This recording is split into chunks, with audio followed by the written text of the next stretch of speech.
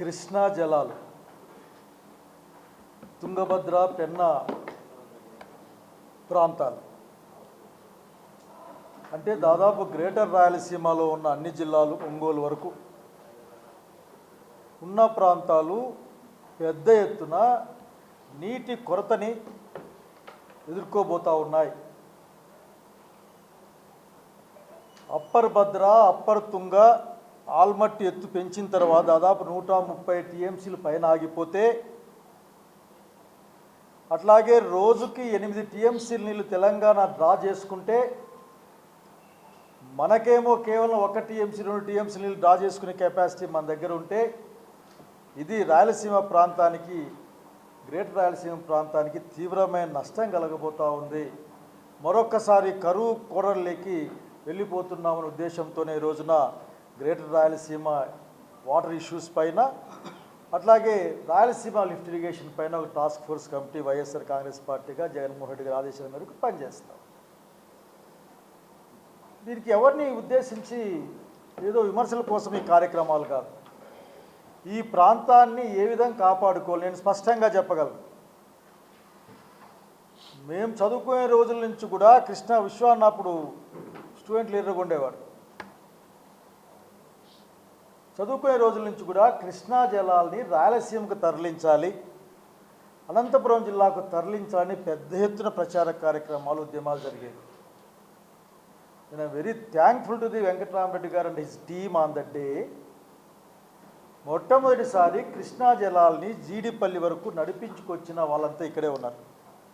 విశ్వాన్న కావచ్చు, ఇక్కడ పిల్లలు కావచ్చు, అందరూ కూడా. హంద్రీనీవా అన్నది ఒక్కటే మనల్ని కాపాడుతుందని నమ్మిన వాళ్ళం. 3800 క్యూసెక్కుల నుంచి చాలవు, ఎందుకంటే ఇది ప్రాజెక్ట్ కెపాసిటీ పెరుగుతూ ఉంది, దూరం పెరుగుతూ ఉంది. దీన్ని పెంచాలి అని ఒక డిమాండ్ ప్రధానంగా ముందుకొచ్చినప్పుడు నాటి ముఖ్యమంత్రి జగన్మోహన్ రెడ్డి గారు 6300 క్యూసెక్కులకి దాదాపు డబుల్ దాన్ని పెంచి ప్రభుత్వ ఉత్తర్వు ఇవ్వడమే కాకుండా దానికి టెండర్లు పూర్తి చేసి అగ్రిమెంట్ కూడా పూర్తి అయిన సంగతి ఇక్కడ గుర్తు చేస్తూ ఉన్నాం. ఈ మధ్య వింటూ ఉన్నాం అక్కడక్కడ. ఇదే యొక్క ప్రభుత్వాలను చెప్పడం కాదు, ప్రాంతాన్ని కాపాడుకోవడంలో ఉన్న ఈ ప్రయత్నం ఇది. దీన్ని అర్థం చేసుకోమని కోరుతా ఉన్నా.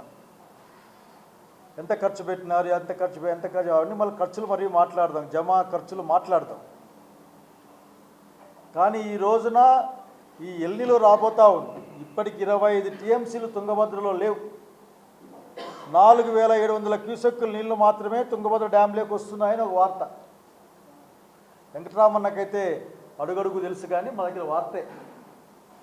ఆ లెక్కన వస్తే ఆఖరికి తాగడానికి నీళ్లు కూడా రాని పరిస్థితి ఈ రాయలసీమ ప్రాంతంలో ప్రధానంగా ఉంటుంది సంగతి గుర్తు చేస్తూ ఉన్నాను. తుంగభద్రకు నీళ్లు రాకపోయినా, కృష్ణలో నీళ్ళు లేకపోయినా మన ప్రాంతానికి నీళ్లు రావు.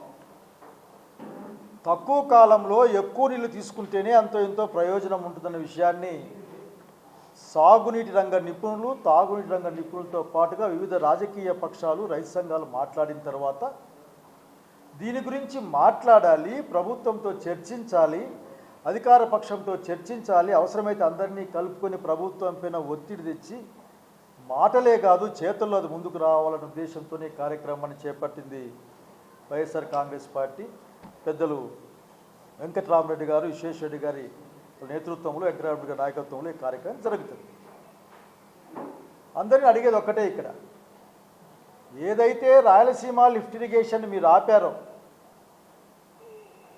రాయలసీమ లిఫ్ట్ ఇరిగేషన్ అది రోజుకి 3-4 టీఎంసీలు నీళ్లు కొట్టుకునే ప్రయత్నం చేస్తే కష్టం వచ్చిన రోజున కింది జిల్లాలకు నా నీళ్లు పోతాయి. గాలేరు నగరి, హంద్రీనీవా లింక్ కెనాల్ పూర్తి అయితే 1-2 లక్షల ఎకరాల నీళ్లు మన ప్రాంతానికి మిగిలే అవకాశం ఉంది. అట్లాగే హంద్రీనీవా కెపాసిటీ పెరిగితే ఖచ్చితంగా తక్కువ కాలం, ఎందుకంటే తక్కువ కాలంలో ఎక్కువ నీళ్ళు వచ్చే అవకాశం ఉంది.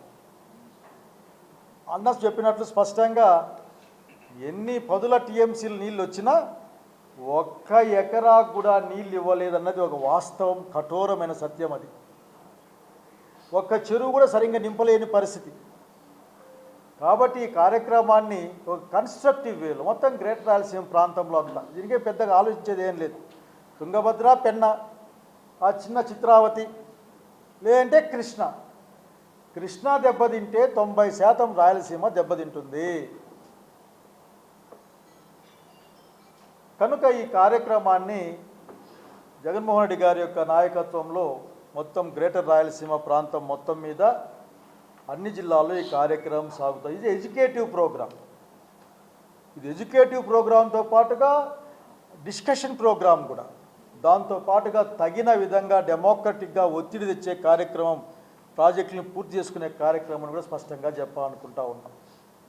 దీంట్లో లోటుపాట్లు ఏంది, అన్ని విషయాలను కూడా ఏ ఇబ్బంది లేదు. నాకు బాగా గుర్తుంది, ప్రాజెక్ట్ అనంత అనే ఒక ప్రాజెక్ట్ ఈ జిల్లాలో పెట్టిన రోజున అన్ని పార్టీల వాళ్ళతో కూర్చొని చర్చించి 13లో ప్రాజెక్ట్ అనంత అందరితో చర్చించి, అయ్యప్పన్ గారు పెద్ద హిస్టరీ అది, చర్చించే చివరికి నాకు బాగా గుర్తుంటే ఈనాటి మిత్రుడు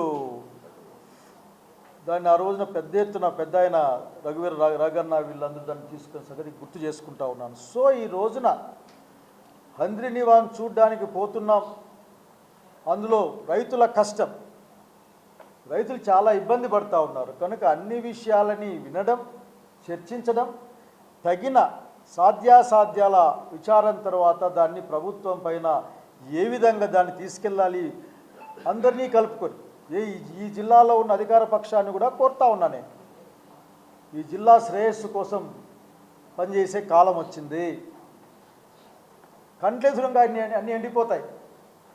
హెచ్ఎల్సీలో నీళ్ళు రాకపోతే అనంతపురం టౌన్లో వాళ్ళు కూడా నీళ్ళు తాగలేరు, దూరం కూడా అవసరం లేదు. కాబట్టి 19వ తారీఖున అనంతపురం జిల్లా టాస్క్ ఫోర్స్ కమిటీ, అట్లాగే అనంతపురం జిల్లా వైఎస్ఆర్ కమిటీ, విశ్వేశ్వరన్న కాన్స్టిట్యున్సీలో ఆ కార్యక్రమాన్ని ఆయన నాయకత్వంలో దాన్ని జరిపిస్తూ ఉన్నారు. అట్లాగే మా టాస్క్ ఫోర్స్ కమిటీ నాయకుడు, అట్లాగే మా స్టేట్ టాస్క్ ఫోర్స్ కమిటీ సభ్యుడు వెంకటరామరెడ్డి గారు, జిల్లా అధ్యక్షులు వెంకటరామరెడ్డి గారి నాయకత్వంలో ఆ కార్యక్రమం సాగుతుంది. కనుక ప్రతి ఒక్కరూ వచ్చి ఆ కార్యక్రమంలో పాల్గొనమని, అట్లాగే పాత్రికేయ మిత్రులకి నేను ఒక విన్నపం కూడా చేస్తూ ఉన్నాను. అనేక అంశాలు మనం మాట్లాడుతూ ఉంటాం. రాజకీయాలకు సంబంధం లేనివి, లేకపోతే ఈ మధ్యకాలంలో వ్యక్తిగతమైన కూడా మాట్లాడుతూ ఉన్నారు. కానీ ప్రాంతానికి సంబంధించినప్పుడు ఈ ప్రాంతంలో మనం ఉండబోతూ ఉన్నాం, మన పిల్లలు ఉండబోతూ ఉన్నారు, మన తరతరాలు ఇక్కడే ఉండబోతూ ఉన్నాయి. కనుక ఈ ప్రాంతాన్ని కాపాడుకునే ప్రయత్నంలో మీ అందరి యొక్క సహకారాన్ని నమస్కారాలు తెలియజేస్తూ నేను కోరుకుంటా ఉన్నాను. మరొక్కసారి ఈ కార్యక్రమాన్ని చేపట్టిన అనంతపురం జిల్లా టాస్క్ ఫోర్స్ కమిటీ అన్న కూడా మెంబరే, అందరూ ఇక్కడంతా ముఖ్యవాళ్ళు. అట్లాగే అనంతపురం జిల్లా వైఎస్ఆర్ కాంగ్రెస్ పార్టీ, అట్లాగే అనంతపురం జిల్లాలో ఉన్న ప్రజాస్వామ్యవాదులు, రైతు శ్రేయోభిలాషులందరికీ కూడా నేను ధన్యవాదాలు తెలియజేస్తూ ఉన్నాను. నమస్కారం.